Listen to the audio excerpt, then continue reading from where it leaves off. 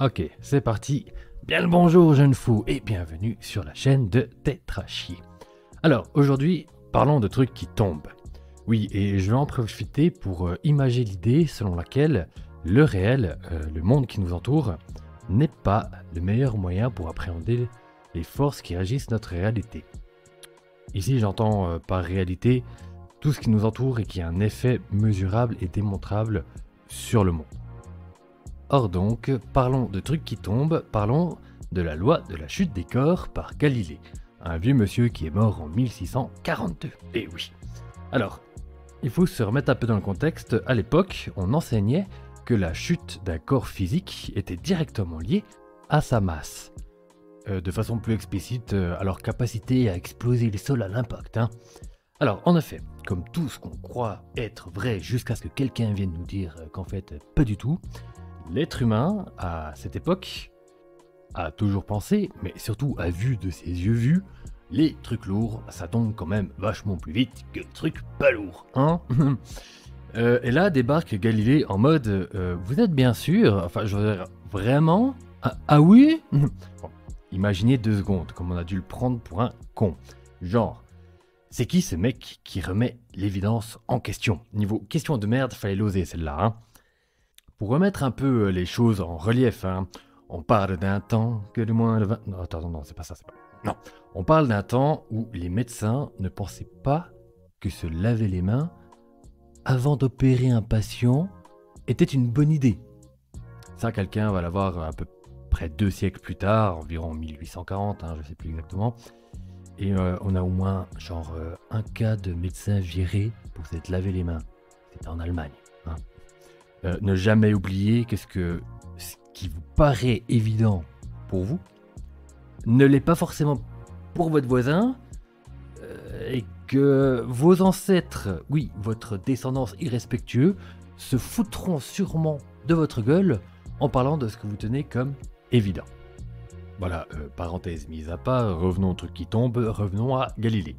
C'est là tout le génie de Galilée en fait. Il va se baser sur ses expériences de chute des matériaux, typiquement dans de la mélasse divers liquides, tels que l'eau. Et là, il va s'apercevoir que la chute des corps est freinée selon leur environnement. J'ai pas besoin de faire un dessin, tu mets un caillou dans de la mélasse ou dans de l'eau, ça va pas tomber pareil. Mais dans tous les cas, elle est freinée. De là, il va se demander, grâce à une expérience de pensée, ce qu'il se passerait si on retirait toutes ces consistances qui freinent l'objet. Il va imaginer un vide, un endroit où il n'y a rien. Donc, rien pour freiner l'objet en question. Le petit caillou dans la mélasse, ou d'autres trucs, ce que tu veux. Ici, on se fout de savoir si le vide existe ou pas. On imagine ce que ça nous dirait sur le monde. Bien. Il en arrive à la conclusion que dans le vide, tout tombe à la même vitesse. Alors, ok, mais on va expliquer ça avec un petit exemple tiré de mon cerveau malade. Alors, imaginez que le monde qui vous entoure est constitué d'atomes. Alors, c'est le cas, on est d'accord, mais c'est une anachronie du point de vue du XVIIe siècle. Enfin, oui mais non, l'idée d'atome date de la Grèce antique, mais l'atome des Grecs antiques n'est pas du tout l'atome de la vision moderne, qui sera démontrée au début du XXe siècle. Mais à cette époque-là, on pense quand même que toute matière est composée de quelque chose sans savoir bien quoi. Et d'ailleurs, la vision de l'atome dans la culture populaire générale est plutôt assez fausse. J'en ferai aussi sûrement une vidéo. Oui, j'en ferai une vidéo. Bref, imaginez ces atomes qui composent notre atmosphère, l'air qui nous entoure, comme des petites toiles d'araignée. Oui, si tu tombes, ça va te ralentir, plus ou moins, sans jamais vraiment pouvoir te retenir. Mais ces milliards de petites toiles d'araignée freinent absolument tout. Toutes les chutes, que ce soit toi, ta mère, ton voisin, ou n'importe quel truc que tu balances. Ça me rappelle la force d'inertie. Non, ne parlons pas de ça. Imagine que tu tombes. Donc vraiment. Ces toiles vont te freiner, mais sans pouvoir t'arrêter. N'empêche que ça demande un temps supplémentaire, selon ta structure et ta masse. Ou la masse et la structure de ton de l'objet que tu lances, hein. On a tous l'image de la plume. Voilà. Galilée va imaginer un vide, un endroit où il n'y a pas de toile d'araignée. Et dans ce monde, rien n'est freiné.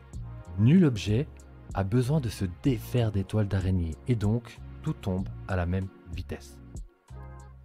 Voilà où je voulais en venir. Par rapport à mon petit préambule du début, où le réel qui nous entoure nous dit que la plume tombe moins vite qu'un caillou. La loi des chutes des corps de Galilée vient nous expliquer que non, toute masse tombe à la même vitesse. Mais que ce sont les conditions sur Terre qui viennent s'ajouter. C'est donc l'ensemble des paramètres qui nous permet de comprendre le réel. Vous allez me dire, ça nous fait une belle jambe de savoir que sur Terre, c'est spécial à cause de l'atmosphère, que ce n'est pas un non-vide, mais que vu qu'on risque pas d'aller ailleurs, ça nous sert à rien.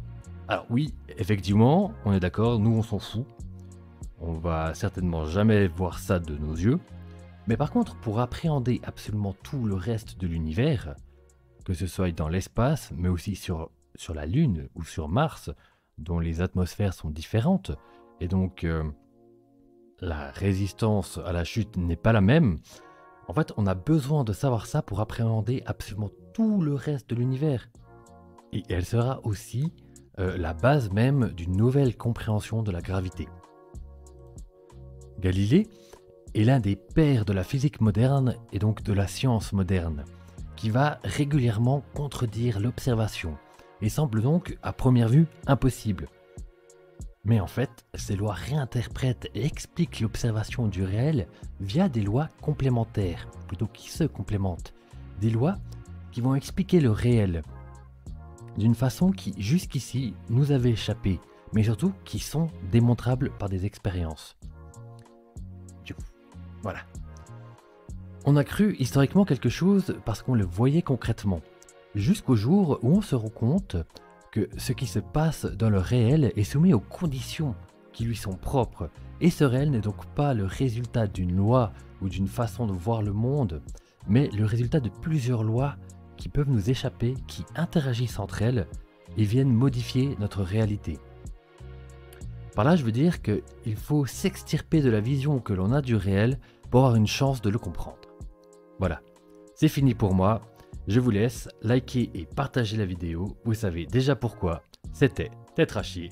Kiss kiss, love life.